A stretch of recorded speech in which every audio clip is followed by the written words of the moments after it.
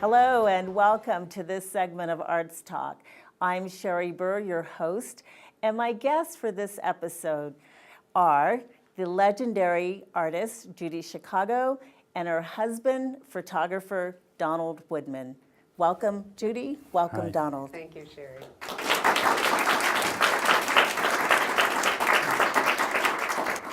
Okay, Judy, so let's start with you. I introduced you as legendary. You've been an artist for 5 decades. You're well known for many pieces, but probably the dinner party, would you say, is the art image that people most identify you with? Well, for a long time that was true, but finally I'm having my long-held wish begin to come true, which is the rest of my enormous body of art is starting to emerge from behind the shadow of the dinner party. That's good. That's good. Are you surprised when you hear people like Sumont Kidd say that they were inspired by the dinner party to write a whole novel, which is The Invention of Wings, after seeing the dinner party? Are you surprised when you get feedback like that? I was pleased, but I get letters all the time from people because one of the problems in the world is that despite all the changes in consciousness that have happened around gender, ethnicity, race, sexual orientation, those changes haven't been translated into institutional change on the university campuses or in the museums. So there's still a white male Eurocentric narrative in both our classes and our museums, so that young people have to continually rediscover history. Okay, great. And Donald, you're a photographer, so can you tell us about some of your photographs and how you started photographing? Well, I've been doing it for 4.5 decades, and I've been out here in New Mexico since 1972. Started out as an architectural photographer, studied with Minor White, who is a contemporary of Ansel Adams. New Mexico is sort of a haven for photographers, so it's so beautiful it's here, so beautiful isn't it? here. Landscape. I do a lot of landscape work. My archives are going to the New Mexico History Museum, Oh, great. and part of a collection that they're putting together of contemporary photographers. So I'm working with them on pulling that together. I also just completed a book about my life with the painter Agnes Martin, who I was assistant to in the 70s here in New Mexico. So I have a very busy and varied career. That's great. And the two of you have collaborated. Many times. Yes, but is it most recently that you did the Holocaust project? Well, that was the longest collaboration, 8 years, but that was actually the beginning of our marriage 30 years ago. The first 8 years we spent of our married life working on a really challenging project. I should imagine, given the subject. Tell us about the project. It's an examination of the Holocaust in a contemporary context. And it's traveled. It combines painting and photography in a very unique way, which really hasn't been looked at by the art historians yet. It takes a long time for artwork to get that kind of discussion. The reason I wanted to veer away from that was that I was interested in what Donald was talking about his archives going to the History Museum, because one of the reasons we accepted your invitation to be on the show was that we've had a lot of encounters with the law. Now, when I was a young woman, being in a lawyer's office was not something that I ever thought would happen to me. In fact, I had a lawyer who chartered Through the Flower, the nonprofit arts organization I started in 1978, and I can still remember sitting in her office saying, "Why am I in a lawyer's office and not in my studio?" So it has been a long and difficult trip to realize that, for example, the disposition of one's estate for an artist is a huge challenge. When Donald and I started doing estate planning, actually we went to a lawyer, a very prominent lawyer here, who did estate planning, And he had to learn that everything he knew about estate planning, i.e. get rid of the estate as fast as possible, was completely contrary to what Oh, you have to yes. do Yes. for an artist. Yes, okay? and anybody who's ever read the Georgia O'Keeffe litigation, and particularly the cases involving the IRS, will know that one of the big problems with an artist's estate is valuation at the time of death, and how you value the collection, when the collection should be dispersed of. And as you know, that was an issue with the Rothko estate as well. So, Well, along yes. with greed, collusion, Yes. the opacity of the art Yes. world, Yes. the gray areas Right. of art law. I Right. mean, No, the artists- Rothko case is in my art law book, and it comes up in my wills and trust class. So it is a well-known case for bisecting the law at those dimensions. But one of the, Yeah. not having read your book or knowing how you present that information, when I read the book about the Rothko case, the thing that really surprised me was not so much about the disposition of the work. This was, the art world is a very non-opaque world. Yes. Actually, there's in one of the other books But we it should be suggest. less opaque No, for you, shouldn't it? No, You absolutely. would think that the higher you get in stature in the world, Well, that but- it should It's the become clearer. opposite. It's the opposite. But look at because the- the higher you get in the art world, the more valuable your work becomes, and therefore the motivation for greed, backroom dealing, dishonesty, larceny, fraud, all of that escalates. I'm involved right now in a huge hassle with a former dealer of mine, and you can explain how the art law can be so gray. He borrowed a lot of money. There are now these... He borrowed money from you? No, wait. There are now firms that loan money based on the value of art. Against okay? art as Against collateral. art, okay. Yes. A lot of galleries, Yes. small galleries, take advantage of this to borrow money, when their cash flow is like diminished, or they're having problems with cash flow. He borrowed actually millions of dollars. And he put up as collateral work he owned, which he had the right to do. Right. But he also put up work that he didn't own, that was consigned to him. Well, I wondered how he could do that and the other company would accept that, knowing that he didn't have the rights to their work. It's unclear. That's not clear in art law. In fact, when his lawyer filed a motion in court Yes. to lift the lien against the consigned work, which includes 16 works of mine and around $500,000 worth of art, the court ruled that they could put a lien against consigned work. What jurisdiction was this? New York. And the other issue is that what you're talking about is to fight the courts, because you have to get the court to turn over their order. Right. Their order is essentially the law. Right. It costs a lot of money. Exactly. And at what Right. point do you go, I can't afford this? It's Right. like I can go to a lawyer and they can say, I can write you the best contract you could ever have. I don't have money to enforce that contract. Right. Is it, It's already cost $5,000 to get my lawyer to try and get a settlement agreement where my work will be released. Yes, from the But, lien. right. And you have to take it to the court. The court is But the I only can't one that afford can to rule. sue. Moreover, in the art world, if an artist sues a gallery, or if an artist sues, generally that artist is blackballed. Right.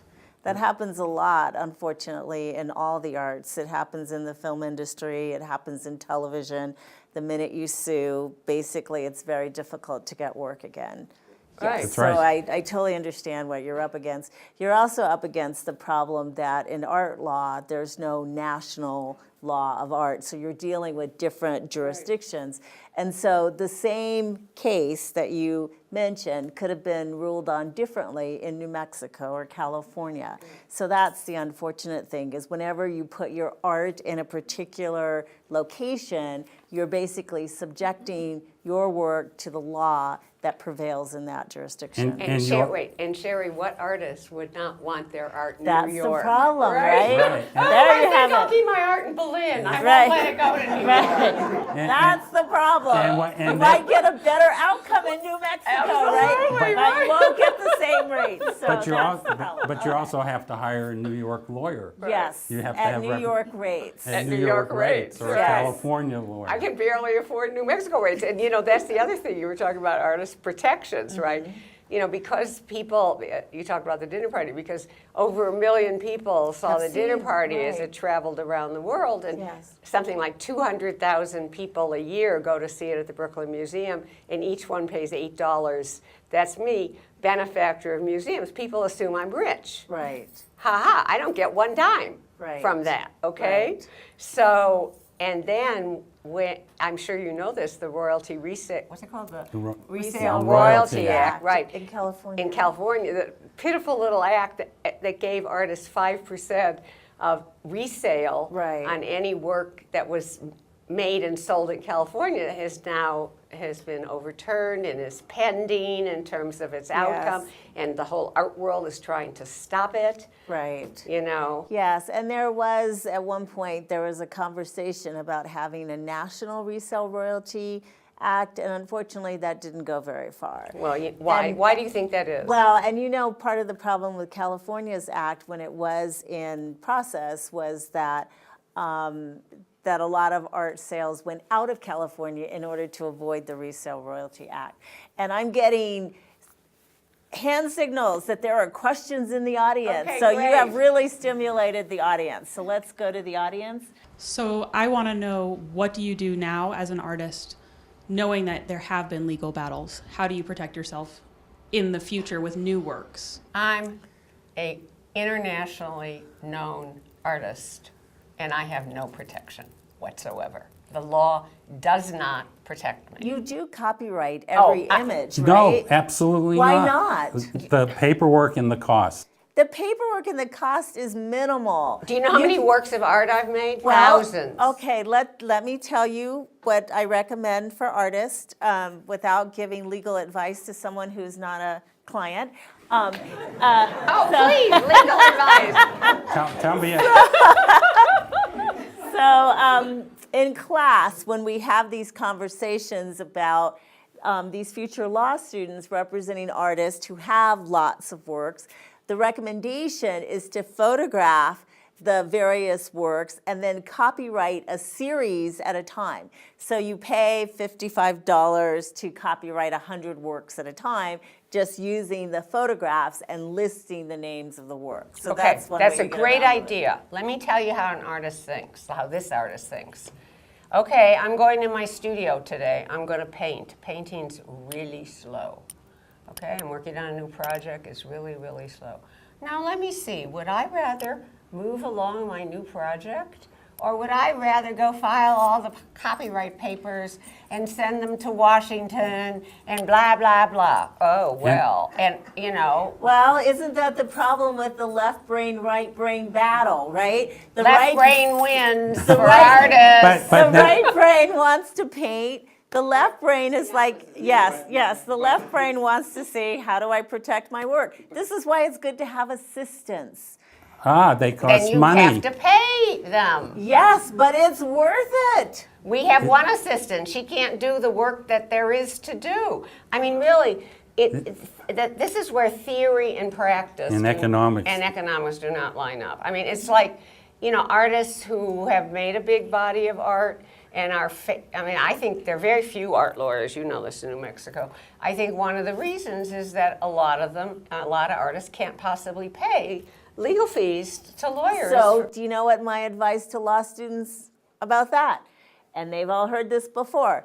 Pick artists whose work you like, because sometimes the artist will pay you in work. I did that when we did our estate plan, but unfortunately, the trustees of our estate, because we have no children in New York, we need our estate plan updated now. They're like, okay, but you can't trade art this time. I'm like, okay. I mean, the higher up you get, the actually more challenges you have, because there's more legal work that you need. And unless you're one of that tiny little strata of artists who really make a lot of money from their work, you know, you're faced with choices every day about how to use your time, how to use your resources, how to use your energy.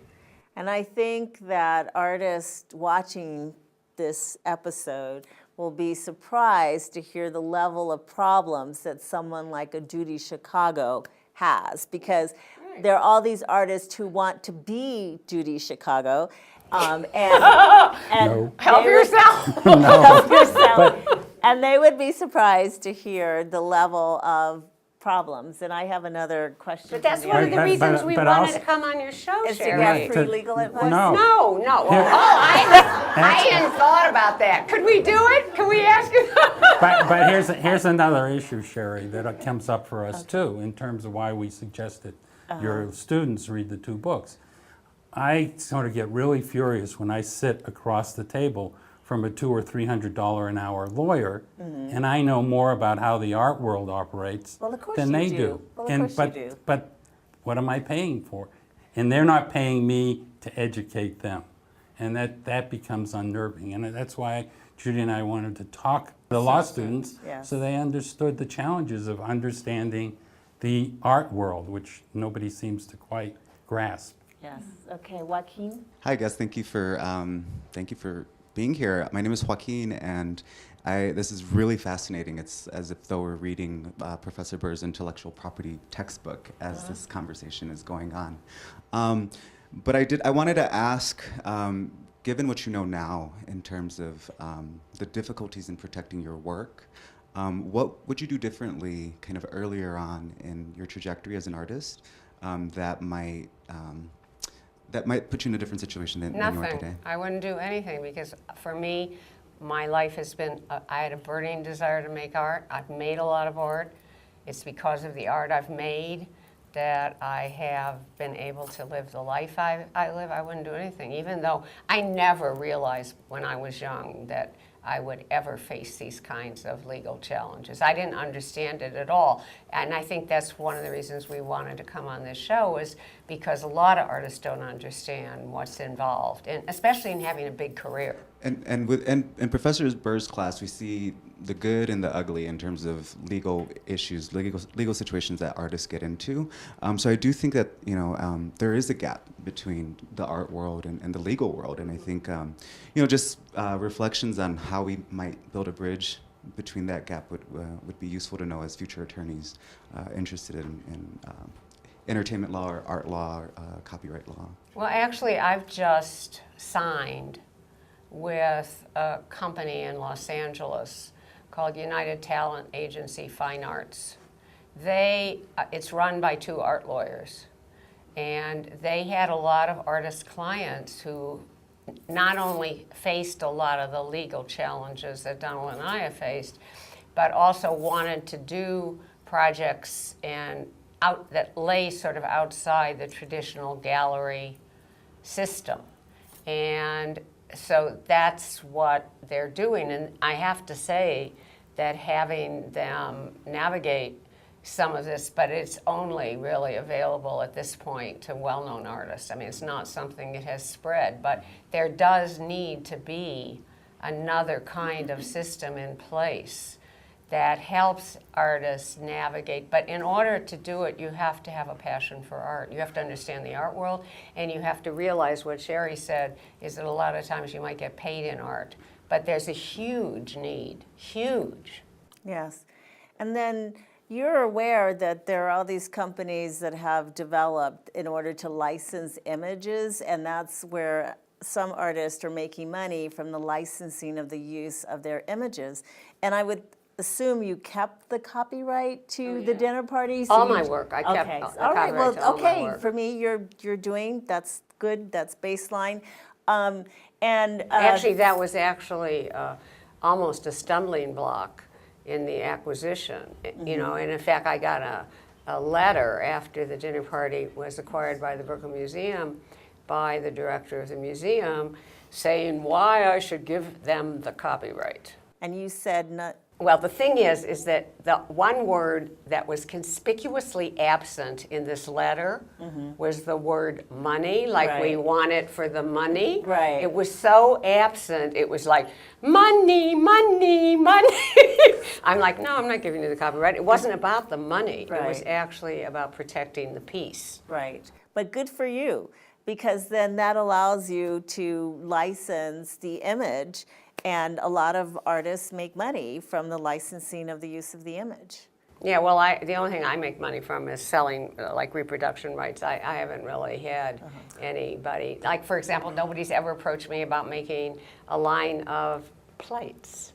Doesn't that seem like an obvious Right. thing to do? I love the Sojourner Truth plate. Right. Yes, yeah. Right? Yes. That's a good point. We have another question from the audience.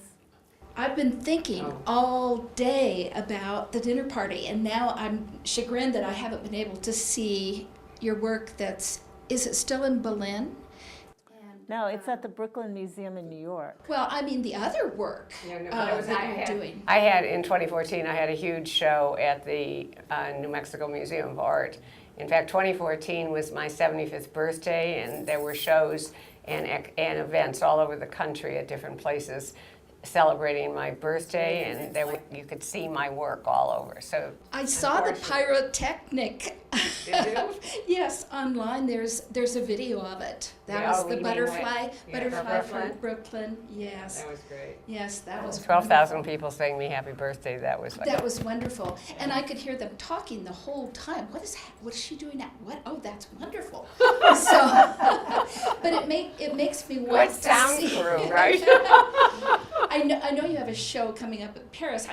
I'll be in Spain. Bordeaux. In It just Bordeaux. opened in Bordeaux. Yes, yes.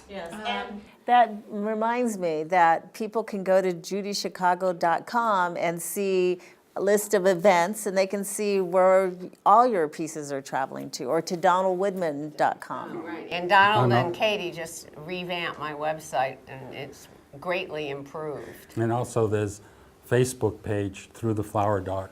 Okay. So, did you have a specific question?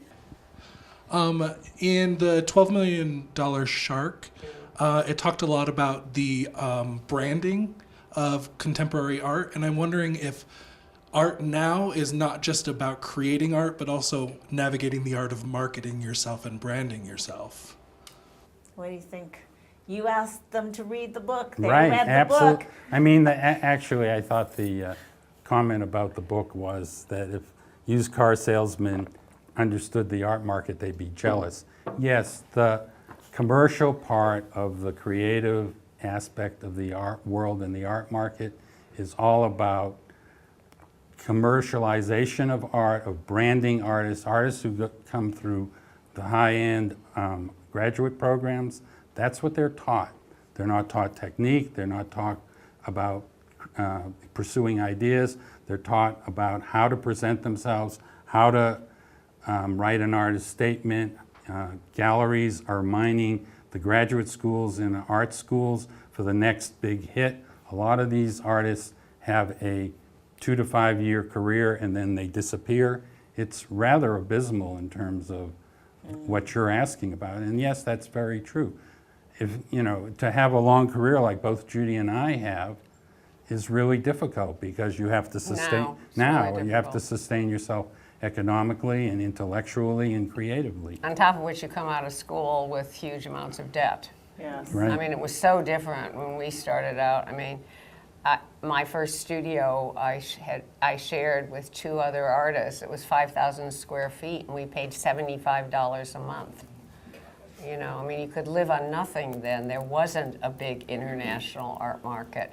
Nobody thought they were going to make a lot of money. The artists of my generation did not become artists in order to make a lot of money, which is a sentiment I've maintained throughout my life, for better or for worse. It's But about that's art. good advice, right? It's about art. Like the people who are interested in going into it now, it's about art. It's not about trying to make a lot of money because you can't guarantee that. Right. Right.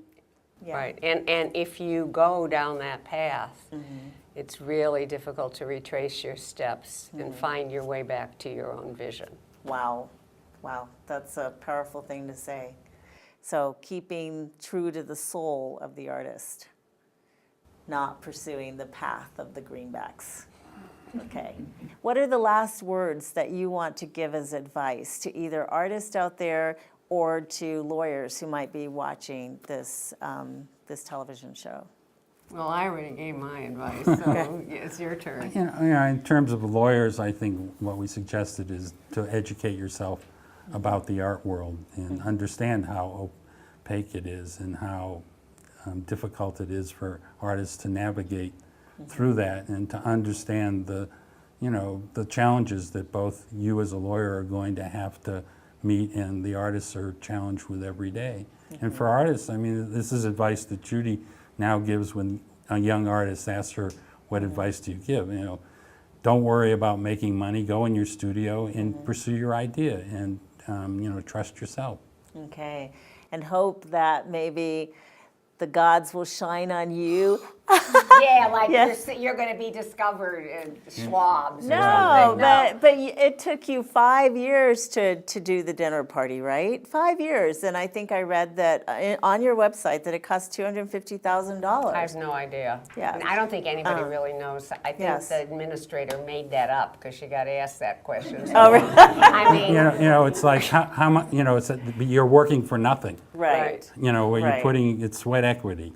How Right. materials then cost extra. No one kept track of Exactly. things. You just tried to figure out But how what to pay the besides, next if bill. I had thought when I was at the beginning, I'm going to have to, it's going to cost me $250,000, I would And it's going to take 5 years. I would not have Right. gone down that path. I mean, I'm like, oh, well, I want to learn how to China paint. Okay, Right. now I'm China painting. Right. Now I'm going to paint China painted plates. Oh, Right. now I'm going to put them on a table. Now I'm going to put the table on a porcelain floor. Oh, okay, it's going to cost $11,000 for the porcelain tiles. Oh my God, how am I going to get $11,000? I don't know, but I'm going to sign the contract. I'm going to sign the contract. Something will happen. Something will happen. Oh, please, something happen. I mean, that's how I did the dinner party.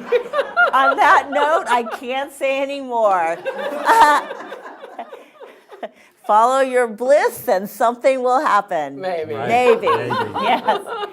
All right. Well, thank you, Judy. Thank you, Donald. And thank you, the audience, for joining us for this segment of Arts Talk with the legendary Judy Chicago, who something did happen to, and her husband, Donald Woodman.